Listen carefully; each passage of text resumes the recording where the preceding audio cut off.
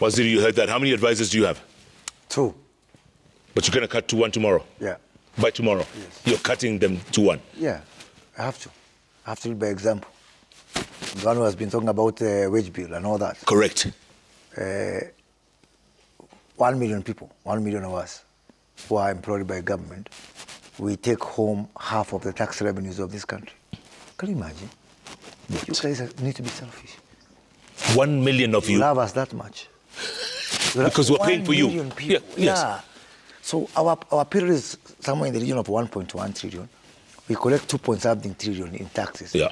So half of your day, you work for me. You work for 1 million people. 53 million of us. 53 million Kenyans work for 1 million. I say that's not an economic issue. Yes. That is an issue of morality. It's an ethical question. It makes no sense. It makes no sense. So this is in the right direction. And trust you me, we are taking it up to me. You saw me suspend hirings for 1 year. Yeah. For the minister, I'm pushing, the state corporations to do the same. You saw me say I'm not going to implement the salary increase at SRC, rather gratuitously. Yeah. Offered us, because this thing is not a joke anymore, my friend. Our public expenditure is not a joke. It is going to burn this country. It's going to consume this country. All of us. Of course, I would want to have, a retinue of advisors. But, there's something that has to be done. And I think this is not because of somebody telling us. Luckily for me, I've been saying this since I was in Parliament. But tell me something. I've been talking about this. Tell me something, Waziri. If it wasn't for the Gen Zs, which woke up the government, this would not have happened. No. First of all, I've been saying this again and again. But you're a lone voice out there. I'm a lone voice out there. That's why I like it. That's why I'm grateful to Gen Zs. And that's why I wouldn't want Gen Zs to spoil my party by making the ending not very good. That's why I would hope really because they have done my job.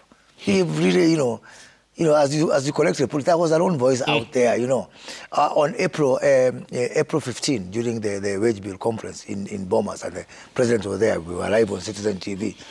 I said exactly what I'm saying. There was no Gen Z, there was no issue at that particular time. So what they've done now, they have brought to the service issues which, for me, I think it is welcome. It is about time we start looking at our huge expenditure, because in any case we can't afford. Because we have to pay our debts anyway. 1 trillion shillings. Yeah. So between, what makes me sometimes feel sad about this country is that 1 trillion goes to debt, another trillion goes to paying of salaries. And then we are now, I think Mao Zedong must be very smiling in his grave at looking at this wonderful communist country called Kenya. We are truly becoming a communist country. Let's count it. Free primary education. Free secondary education. We subsidize fertilizer. Social protection to the old people. Now health. Free. But tax. But, that's why we need to have this conversation. If I don't tax, how do I pay all these entitlements? Education only. 650 billion. 650 billion for education.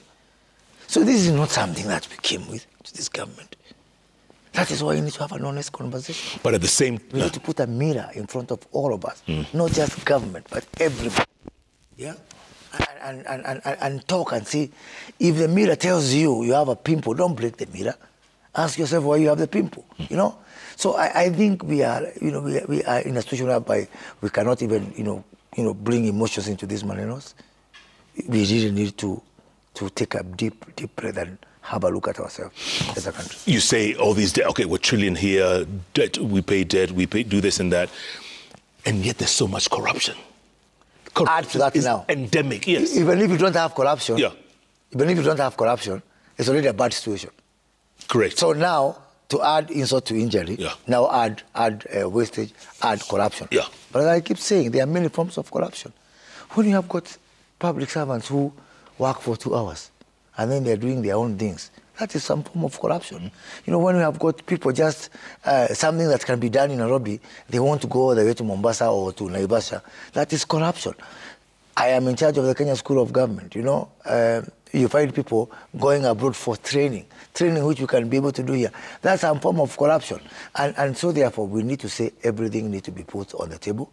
And that is why I didn't want to appeal to anybody who is really trying to politicize this dialogue. Those are the things we need to come and talk about. And you know, I have wiped out everything on my diary next week. I'm going to be there 24/7. You're going to be there? In that dialogue, every minute of it. Where's it going to be? Do we know? Probably in Bomas, and I think the guys who are planning that are going to tell us. Yeah. And I didn't want to. Tomorrow I'm going to press a call to my good friend Eugene Mamalo, and I'm going to talk to Kalonzo Musyoka, particularly Kalonzo. He's such a senior leader in this country. Yeah. For him, I don't want dialogue. Why? He said, carry your own cross. Come, also carry yours. You know, this guy, he's normally in a place called Rock something. What's it called there in Ukambani? Rock City. Rock City. With his people from his community, dialoguing all the time. He's always in a place called Manzoni, dialogue all the time. He's the only guy who engages his community in dialogue of how to become better people in the opposition. He's never had dialogue with his people telling him how they can get into government. And I want to call him tomorrow, ask him, my good friend Stephen, don't lose this moment. Because, you know, that's a big problem with my friend Stephen Kalonzo Musyoka. Because, you know, he says, no, now, if I go this way, and then it goes like this, and then, why can't we just be principled? Do it because you are convinced. Don't keep on doing some algorithm, algebra, calculation, Pythagoras theorem. It's, you know, no. Sometimes, man, be a man for once, man. You know, come and do it because you are convinced. It doesn't matter how many people don't agree with you. You know, I know I said there are some genuine Gen Z's youth. By the way, why would we have not genuine youth? The youth are genuine. Why? Between the ages of 15 and 34, do you know what's our population? Percentage? 75%. 75%. Correct. Do you know guys who are above 60 years? They are 3 million only. 3? Yeah. So when, you know, that convention that's called CITES, is it called CITES? Yes, the CITES. one for endangered species. CITES. Please register the Kenyans are over 60. Why? Yeah, endangered species. You know, only 3 million only. 3 million. So I'm almost becoming endangered. You're almost becoming part of CITES, you know. You know, yeah. That's the reality we have here. I think I saw my good friend, President Obasanjo, talk about this. Yes. It's an African problem because, you know, even in my old ministry, when I was in a part of the Africa Continental Free Trade, you know, area, tomorrow, you know, I think he was opening the youth summit today. Correct. Tomorrow I'm hosting, you know, Raila Odinga, who is closing the ceremony tomorrow. How coincidental, I was just telling President Obasanjo when I met him here, that 3 decades ago, you know, President Obasanjo, then former military ruler, not even a civilian president. Correct. He was a guest of honor at the first memorial of Jaramogi, and I was there at Kangoka Jaramogi. Wow. And then we were tear gassed by some DC called Kirito Amai in Bondo, in Kango, at night. At night? I remember I sneaked in through some cactus, Kayaba, at night with Oboro Odinga. And then we were whisked to Opoda Farm, you know, Raila's farm in somewhere in Rarieda there, between Rarieda and Bondo, with Obasanjo. And I was telling him, you know what, we were so poor, I didn't even have a camera to capture the moment. That time, you know. So anyhow, yes. So what Obasanjo has said is so true. And we cannot joke, this is a time bomb. You know, the youth thing is a time bomb. 75% of people being between 15 and 34, yeah. You know. Never mind that even though we have got this huge mass of youth, you still have some people who are, you know, mimicking the youth through bots and stuff like that. And sometimes people like my friend Stephen Kalonzo Musyoka, so even what they are saying, oh, there's too much pressure, some youth are telling us not to do the dialogue. Some of those people you are responding to, my good friend Kalonzo, are something called bots. Maybe I need to explain to him what are bots. Yeah? And in any case, bots or real, me, I will always start with my principle. No matter what. I can face anyone. I can face anyone because I am using the power of conviction. Yeah. What did the Gen Z say to Salimia Moses Kuria? So Salimia last week, I'm going to put my number there. But then I will tell them, Salimia in a civilized way. No problem with salamu. Yeah. I'm a Catholic. Utapokea. Tunasalimiana every Sunday, no problem, you know? Yeah. Yeah? But greet me in a civilized manner. That thing of swamping people's phones and all that. Who are you salimianing? Why are you forcing someone who is willing? We are willing to have this conversation. And I'm willing. I've invited all the Gen Zs to salimia me in Bomas next week. I'll be there. You'll be there? Yes. Is anyone allowed? It's self-sponsored. It's open, yeah. Yeah, it's open. It's open. Yeah. Self-sponsored. Okay. And I wish they can, because, you know, I'll tell you about 2 countries of faceless and leaderless. In 1984, the people of Somalia, they said they were faceless, they were leaderless. And they were cheering because they were saying Siad Barre must go. Yeah? Yeah. Siad Barre went. What has happened to Somalia? It's a basket case. We have another one now, Juzi. If that one they were not born. Yeah? Yes. This one of Sudan. Sudan, biggest. So, Sudan was leaderless, formless, fearless. 2 generals, because there was no one. Just all they do is that they are competing about who has better ideas of how to obliterate Sudan from the face of the earth. And is that what we want for our country? And 10 million people have been displaced. I'm telling you, people think this is about just fearing porridge and pregnancy. Like the Gen Zs are saying, this is not a joke. War is not a joke.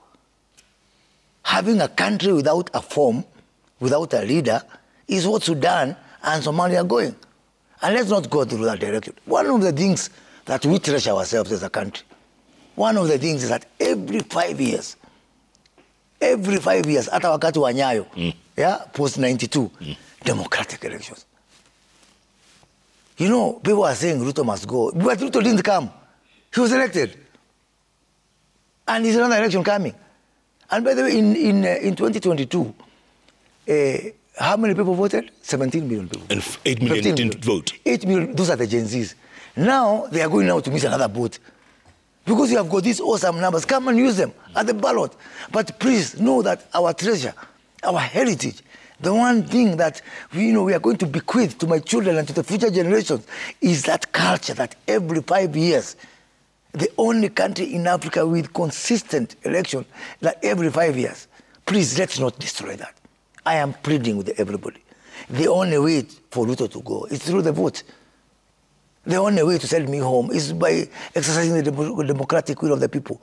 Guys, look at the other side. It might appear romantic and good content and all that, but it's not a joke. We've seen countries fail. And countries fail because they know how to start and they don't know how to stop. It becomes a lunatic express. And this Gen Z thing is a wonderful thing. I've told you they are speaking my language. When they talk about corruption, when they talk about government expenditure, when they talk about all this wastage, all these opulence and all that, that's the language that appeals to me as a Minister for Public Service. But if the end is some form of lunatic express, then it's a Armageddon of some sort. And really, guys, let's not get there. I like the fact that we're not talking about, Kabila Jalus and Kikuyus and Kalenjins and all that. I like the tribalist thing among the youth. It's something that makes me feel hopeful for my children as we move towards the future. But one mistake, there's a guy called Colin Powell. You remember Colin Powell? Absolutely. He had his doctrine of war. If you read his book of Colin Powell's Doctrine of War, rule number 1 is that you need to have a clear objective. And I think Gen Zs, the objective is clear because the issues that they are saying are uncontested. They're indisputable. Yes. Yeah? So I think that one, tick. 2, when you have got a clear objective, you remember he wrote this about the war against Saddam. Correct. Yeah? The second point is, once you have a clear objective, now use maximum force. And Gen Zs, they demonstrate the maximum force. Sometimes, in a way, we don't like it. In a way, that is dangerous to this country. But still, we saw their numbers, their forces out there. So, according to Colin Powell's doctrine, doctrine number 2, tick, they got it right. Doctrine number 3, a very clear exit strategy. Remember, Bush 1 versus Bush 2. Yeah. Bush 1 went to Iraq with a clear exit strategy. Bush 2 went to Iraq without, and America is still stuck in some of those conversations. Yeah. Every war needs a clear objective. need maximum force, but most importantly, it needs a clear exit strategy. So if the exit strategy for the Gen Zs is to say we are formless, we are leaderless, we are what, it is a recipe for chaos. And by the way, you know why I want Gen Zs to come next week? We have got something called intergenerational equity. It's a principle in debt. And you know, the president has said among the things we need to discuss first is this debt issue. Intergenerational equity is a fact that the debts that were acquired by Jomo and Moi and Kibaki, we are paying them now. Even Uhuru Kenyatta. The ones we borrow now are going to be paid by my children and their children and whatever. So we need to have that conversation. Yeah. If I borrow now, because as sure as days follows night, if we have to do my endeleo and I'm not raising taxes, I have to borrow. Do you know who's going to pay? It's Gen Zs. Your kids. It's Gen Zs. Yeah, I've got Gen Zs in my house. They are the ones who are going to pay this, you know? And I wanted them to come and we have a conversation. As to, you are ready? You sure? You know? So these things is, look, assume even we are daft. Yeah? Assume we are daft. Assume even we don't even know what you are saying. Come and tell us, what do we do with this debt? Do we borrow now? If you're in my shoes, what would you do? So that we have some responsible conversation around this issue. Okay. Guys, you know, I am saying this, it is much easier to hate government. It is easy to hate government. It's easy to do social government, but these things are beyond a government. There was talk that the president was going to cut his cabinet by maybe 7 ministers. I wish he does so. You wish he does? Yes. What if Moses Kuria is among them? So what? I have only been, I was here, Jeff, I told you. I am 53 years old and 20 months as minister. How have I been surviving? If I'm the one, so be it. It also be it. There are many ways. Jeff, I'm sure you contribute to a lot of conversations in this country, isn't it? Yes. You are here with Obasanjo. You are there with somebody. You are there with Professor Patrick, my good friend. Correct. And many other people. Yes. When is the last time you were a minister? you know, please. Yeah. For me, I don't look at this because of my position, because of government. I am privileged and I'm happy that we have this opportunity now to, you know, it's a privilege to be among the 22 in a country of 53 million people. And that responsibility, I sleep with it every day and I wake up with that huge, huge responsibility on my shoulders. Yeah, that we are the people. That, you know, history will judge us among the people. Vile tulikuwa tunasema kulikuwa na Dr. Julius Gikonyo Kiano. I worry about my legacy like that every day. And I worry about what I have now. You know, I've seen some people trying to do some permutations and combinations of what will happen after. And they have the opportunity. Yeah? So for me, I delight myself in that every day I have a chance. And I cannot come and blame someone. I am part of that mess. I'm part of that mess if it's a mess. And I'm part of that destiny. And I'm part of that obligation of when it's chukua mkono hesabiwe, I'll be counted among those people who had a chance to do something and they did do something. So this is beyond position. It's beyond our personal, comfort and that. It's a moment that we have in history. And I'm telling you, because of the huge problem we have with the youth in this country, I think anything, hata kama ni kwa shilingi moja, my friend, to cut expenditure by even 1 shilling, anything that helps that, for me, it's welcome. What if we miss this moment? What will happen?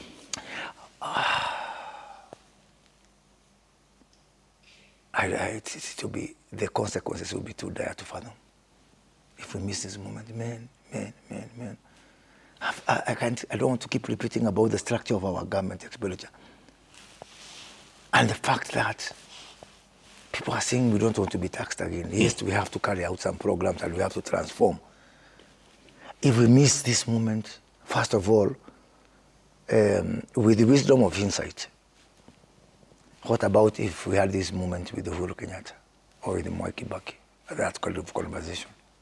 Yeah? So now, part of the conversation that I want people to tell me, first of all, for me as Moses Kuria, what is my first question to Kenyans, to anybody with an idea? How can I make people rich?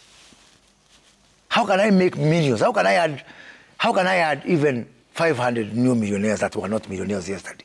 I mean, that's what would delight me. So that, because the more we expand wealth, another problem of our economy, my friend, is that we are on perpetual contraction. And maybe we are more focused and more maybe over engrossed with the hardcore development. Barabara, Maji, Nini.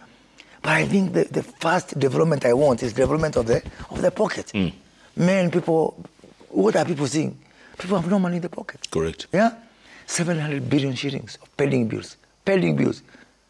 People, poor people who have lent money to government. Government is normally more richer than people. Yeah. Rich people are supposed to lend money to poorer people. Yeah. But in this case, poorer people are lending money to rich people. If today I have some magic or some voodoo, and I'm able to pay these 700 billion shillings, so that money starts to circulate within the economy, I will be a happier person.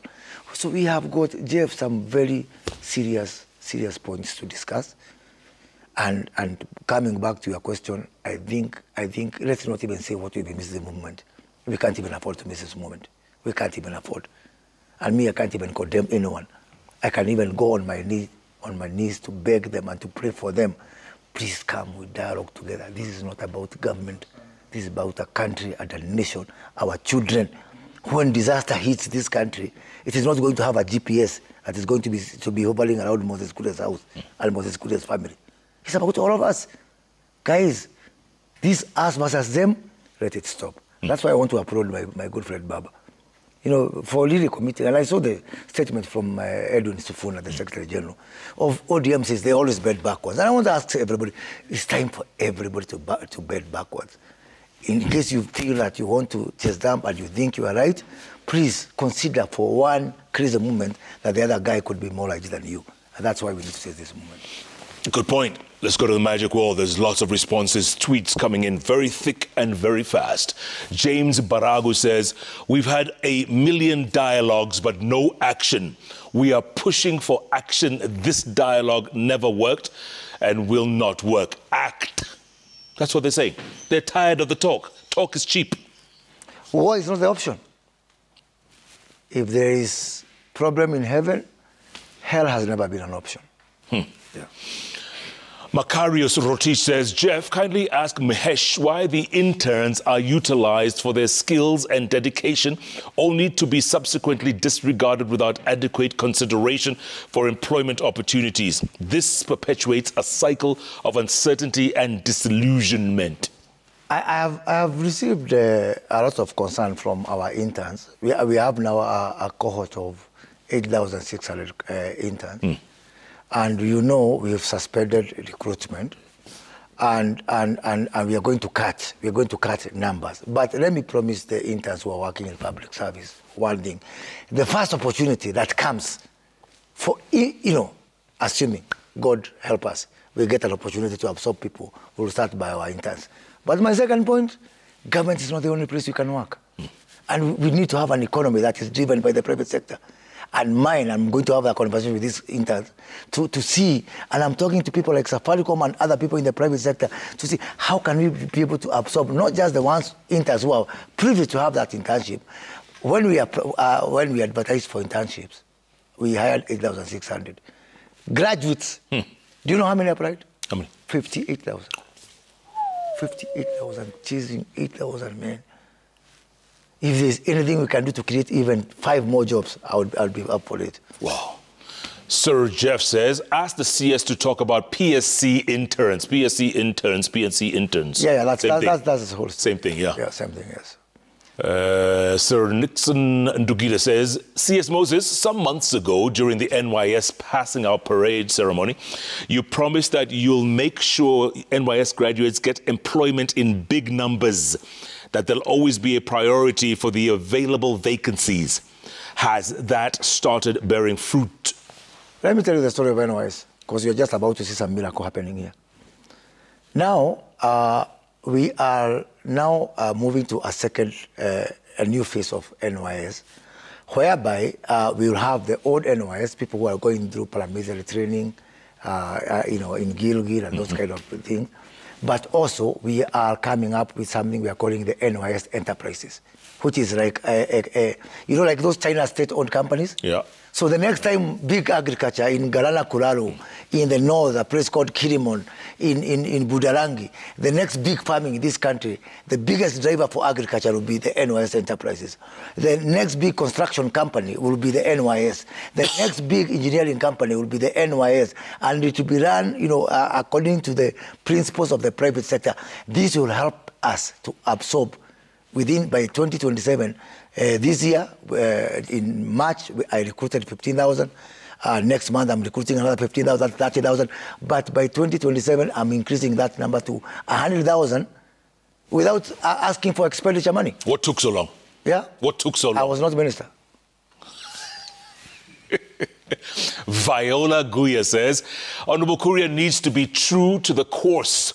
There's no reason for training interns for a year only to send them back home. Public service interns are only really struggling. They do the bulk of the work in these institutions and are let go in the end.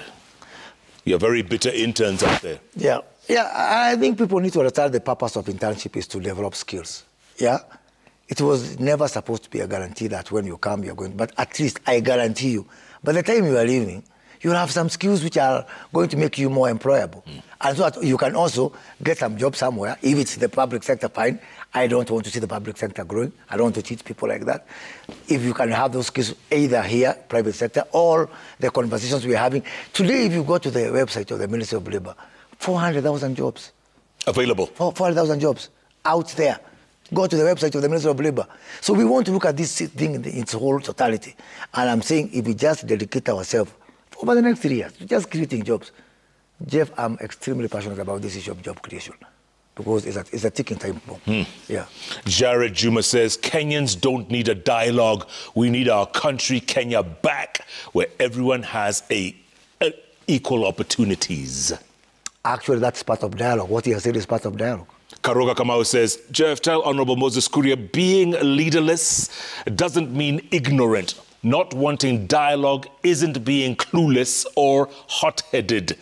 The government knows what we want. We've been talking, and now it's time for action. No more talks.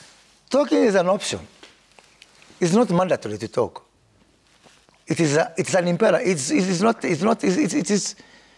People can choose to talk or not to talk. We are just saying, come and make us better. There's nobody who's going to talk at gunpoint. We think it's much better to talk. We think it's much better to agree with this country. And nobody has got monopoly of knowledge, by the way, including us. Including you. TM Rush says, dialogue in Kenya solves problems for individuals in the political class only by vesting in their own interests. CS Moses Kuria should tell his boss, we need action, no more talks. Hey, my friend. I don't know. I thought these people are telling you're not listening to us. Now they don't know what to talk. Now they don't want to talk. Ama wamekuwa kama wale wengine wanazunguka wakisema tunasikiza ground. Lakini kwa ground mambo ni different. No. Mambo ni tofauti. I'm fighting people. I'm fighting leaders, some very senior leaders. Who these people are talking to us, they want action. And they instead of coming and we do what is required, they are just telling us they are listening to the ground, which I find to be very, very pretentious. I acknowledge, and I want to really say I'm sympathetic to this push, this impatience for results, for action by Kenya. It's legitimate. But please, let us never lose one moment to talk to each other and to dialogue as a nation. I think it is very important. We can't avoid it. And I think also dialogue also gives some structure to all this. So because if we have to be a civilized society, there are some rules that we have to do. And other people have tried it before, and it has worked. I understand the anguish, the pressure, the urgency for people to want to see results, but please, there can never be too much dialogue. And at the same time, if they're occupying CBD, if they're occupying various parts of in other counties and stuff, is that okay? Listen, let us put occupying and dialogue here. So the same people who are saying they don't want dialogue, they want to occupy. For what end? Guys, for what end? For what end? If occupying is for purposes of you're not listening, and now we say we talk, let's talk. Let me ask you, other than loss of lives, really, these things are very costly. They're very costly. I saw a statement by Edwin Sifuna, the one from ODM, today said that they lost 75 people in the demonstrations of last year. 75. That's the number that Sifuna put there. I believe he's an honorable man, so I believe that figure is correct. Those are not statistics. Those are human beings with names, with families, with children, with relatives, with fathers, with parents, with siblings. It cannot be a statistic. Human life cannot be just vain like that. If there is even one option to, losing lives, it should be the first thing we go for. And 43 have died in these. And 43 have died in this one. Yeah. Totally avoidable. Totally avoidable. Totally sad. Any loss of life above 0 is not acceptable. Yeah? So if you think that talking is a waste of time, think about the funerals. Any loss of life above 0 is not acceptable. Bottom line, and I know you've been saying this all evening long, but, just in case there's some Gen Zs who didn't hear you or weren't listening or weren't paying attention, talk to them right now. You have that moment to talk to them. I'm telling Gen Zs. Go on. I'm talking to Gen Zs, including my own children. And I'm telling them, the voices the things you've said, there's nothing crazy I heard. There's nothing, that is not factual that I heard. Yeah? But please, let's use that as ingredient of making a better country, not as a weapon for destroying this country. We have that option. We have a strategic option to use that voice as a weapon to tear down this country or as an ingredient to cook a recipe for a good country. The choice is ours. And the time is? Time is now. Thank you very much. CS Moses Kuria. Appreciate your time. Thank you. There's one thing that I agree with you totally. We have to keep talking. We have to. Because the moment we stop talking is the moment we start fighting. And you don't want to go down When people say we stop talking, please call me for a show.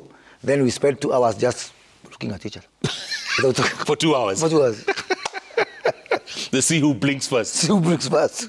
That's the meaning of this. Thanks so much for being a part of JKLIVE. Remember, it's Wednesday. It's all about those 3 letters on the keyboard that follow each other. JKL. Thanks so much, folks. Remember, let's give peace a chance. After all, there's no other Kenya to go to. Absolutely. There's no other. Absolutely. Look at Sudan, is a mess. I can give them a visa and a free ticket to Sudan. Happily. For benchmarking.